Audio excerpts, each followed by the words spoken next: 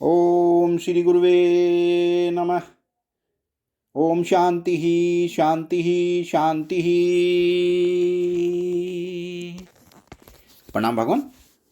भगवान अभी हमारा सत्संग मुंडक सुधा मुंडक उपनिषद प्रवचन श्री स्वामी अखंडानंद सरस्वती जी महाराज द्वारा विरचित और मंत्र नंबर 8 और 9 प्रवचन नंबर 8 से एपिसोड नंबर 5 लेते हैं। भगवान स्वामी जी बताते हैं कि तो ईश्वर का तिधरा ज्ञान हुआ, 3 प्रकार का ईश्वर का ज्ञान हुआ।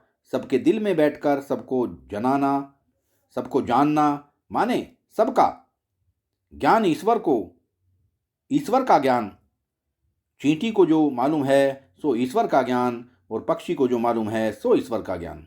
मनुष्य को जो मालूम है सो ईश्वर का ज्ञान, देवता को जो मालूम है सो ईश्वर का ज्ञान। और एक माया से ईश्वर जानता है कि जो सर्व का ज्ञान है सो मेरा ज्ञान है, और वह ईश्वर जानता है कि मैं ही हूँ। वो ईश्वर जानता है कि मैं ही हूँ। मैं न सर्व है, न करण है, न माया है। मैं नित्य शुद्ध बुद्ध मुक्त ब्रह्म हूँ। भगवान, यह जिज्ञासु को मारने वाली चीज इसमें कहाँ से आती है? वह महाराज छोटी सी तो बुद्धि, अगर आपकी बुद्धि में घड़ा रखा जाए, सचमुच का घड़ा, तो बुद्धि फट जाएगी। अतः तो बुद्धि फट जाएगी। अंतःकरण के एक कण में बुद्धि समाई हुई,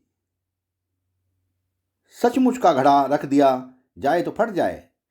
यह जैसे रबड़ की थैली हो ना। ये बच्चे लोग क्या करते हैं? एक बार अकबर बादशाह के यहाँ कोई बच्चा रो रहा था, तो अकबर ने कहा कि बीरबल इसको चुप कराओ। बोले कैसे चुप करावें साहब, यह ऐसी चीज़ मांगता है जो दी नहीं जा सकती। बोले नहीं, कुछ भी मांगता हो, बादशाह का बेटा है, शहजादा है, तो मांगे सो दो। तो बादशाह ने पूछा बेटा क्या चाहिए? बोले कि हमको एक दवात चाहिए लिखने के लिए। बोले कि लो मंगाओ दवात।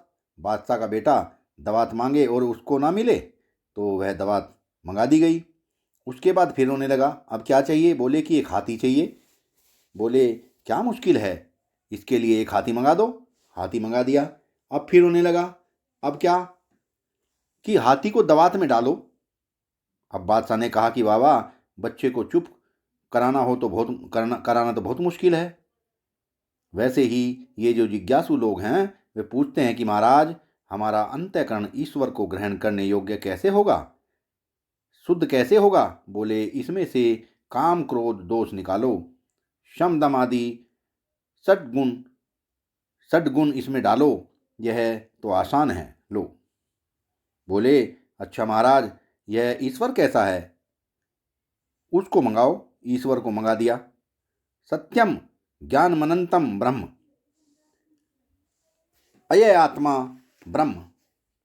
अब फिर ये जिज्ञासु लोग कहते हैं कि यह जो सत्यम ज्ञान मंतनम ब्रह्म है उसको हमारी वृत्ति में डालो। नारायण अब बोले कि एक और तो देश काल वस्तु से अपरिच्छिन्न, सजातीय विजातीय, स्वागत स्वगत, भेद से शून्य ब्रह्म, और फिर ये कहते हैं कि हमारी वृत्ति रूपी दवात में इस ब्रह्म रूप हाथी को घुसेड़ दो।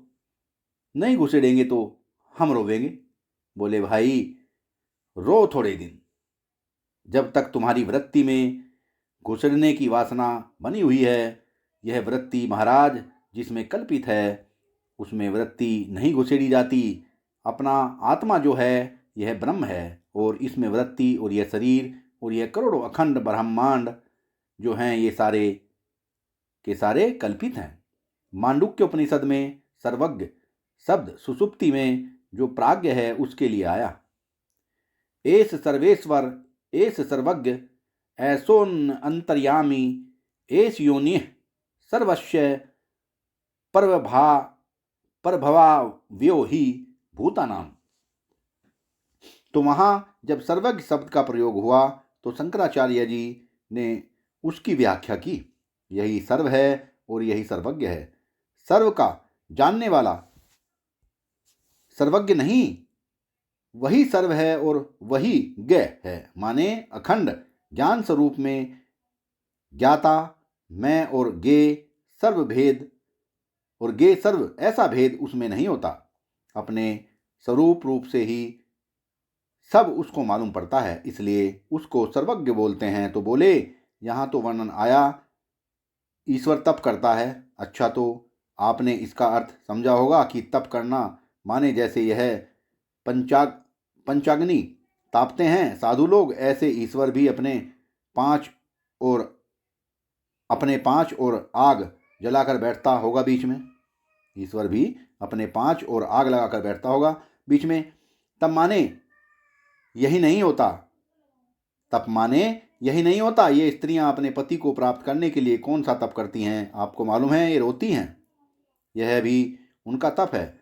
जब खूब रो लेती हैं, अपने आप ही कल्पना कर लेती हैं, फिर रोती हैं, और रोने के बाद फिर जब उनका तप पूरा होता है तब फल मिलता है। एक जगह लिखा है शास्त्र में, स्त्री शास्त्र में हमने पढ़ा है, तुम यह नहीं समझना कि हम खाली वेदांती पढ़ते हैं। हम रतनगढ़ में थे तो हमने लाइब्रेरी की लाइब्रेरी चाट ली। वहाँ सूरजमल नागरमल की एक बहुत बड़ी लाइब्रेरी है, उसको चाट गया तो बिल्कुल। तो उसमें कामशास्त्र की जो पुस्तकें थी वे भी मैंने पढ़ी थी कि उनमें क्या लिखा है। तो ये स्त्रियां रूठती हैं क्यों? आपको मालूम है, यह इसलिए रूठती हैं, यह लिखा है शास्त्र में कि जब रोज साथ साथ रहते जब प्रेम बासी पड़ने लगता है तब उसको ताज़ा करने के लिए रूठती हैं। प्रेम को ताज़ा करने का एक ढंग है रूठना, कि वह बासी न पड़ जाए। यह स्त्री का तप है, साधु का तप है। पंचअग्नि तापना। गृहस्थ लोग देखो, कोई चंद्रयान करते हैं, कृच्छ करते हैं, शांतपन करते हैं। तो ईश्वर जो तप करता है वह तप है, और अपने ज्ञान में सबको ले लेना यही उसका तप है। आप समझो कि अपने ज्ञान में जब किसी चीज़ को लेते हैं तब वह प्रकट से प्रकट हो जाती है, अव्यक्त से व्यक्त हो जाती है। समझो कि एक आदमी किसी स्त्री या पुरुष का ध्यान कर रहा है तो हृदय में उसके ज्ञान और ज्ञान का उसका स्वरूप है। तो वह स्त्री और पुरुष जो है ध्यान में, वह ध्यान कैसे हुआ? ध्यान इसलिए हुआ कि ज्ञान में स्त्री या पुरुष चढ़ बैठा।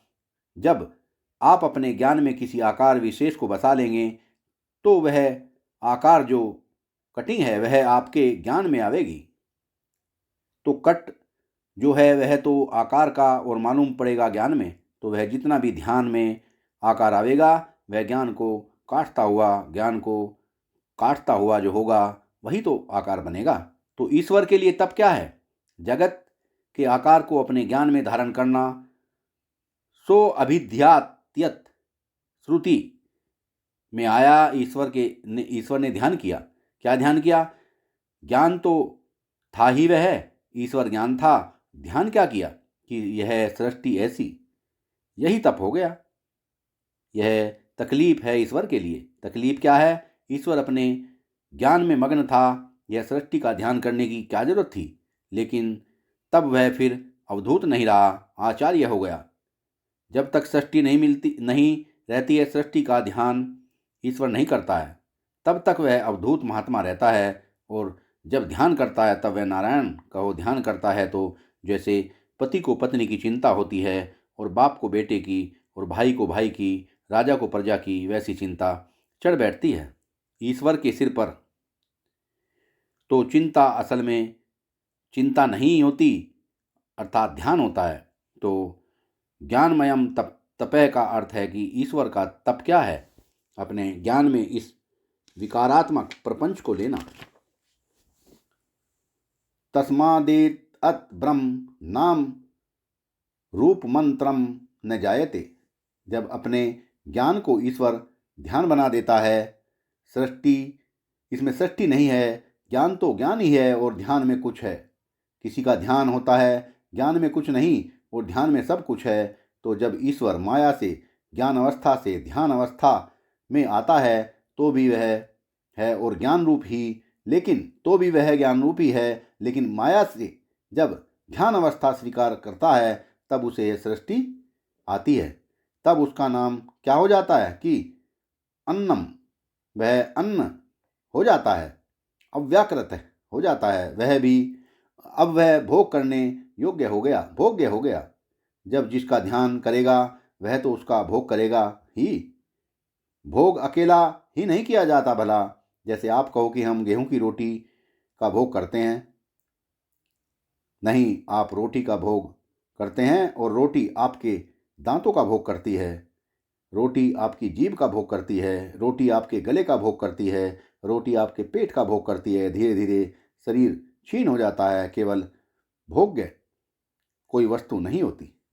तो जब ईश्वर उत्पन्न करने की इच्छा से व्याची अकोरसा में आता है, द्विविध प्रकार की सृष्टि बनावे, ऐसा जब ज्ञान होता है तब वह भोग्य दशा को प्राप्त हो जाता है। उसके बाद वह इदत ब्रह्म हिरण्यगर्भ होता है। उसके बाद नाना प्रकार के नाम होते हैं। यह ब्राह्मण है, यह क्षत्रिय है, वैश्य है, यह नाना प्रकार के रूप होते हैं। यह गुलाब है, यह कमल है, यह स्त्री है, यह पुरुष है। तो सर्वज्ञ सर्ववित्त प्रभु ज्ञानात्मक तपस्या के द्वारा अव्याकृत प्रकृति को व्याकृत करते हैं और उनमें हिरण्यगर्भ को प्रकट करते हैं, और हिरण्यगर्भ से नाना प्रकार के नाम रूप प्रकट होते हैं। मूल बात यह है कि प्राविद्या का विषय यह है कि वह जो अक्षर वस्तु है, अविनाशी अपना आत्मा ब्रह्म, उसको समझाने के लिए जो विद्या प्रवृत्त होती है उसका नाम ब्रह्म विद्या होता है। ओम शांति शांति शांति। तो इस प्रकार से प्रथम मुंडक का प्रथम खंड समाप्त होता है। भगवान प्रणाम। भगवान।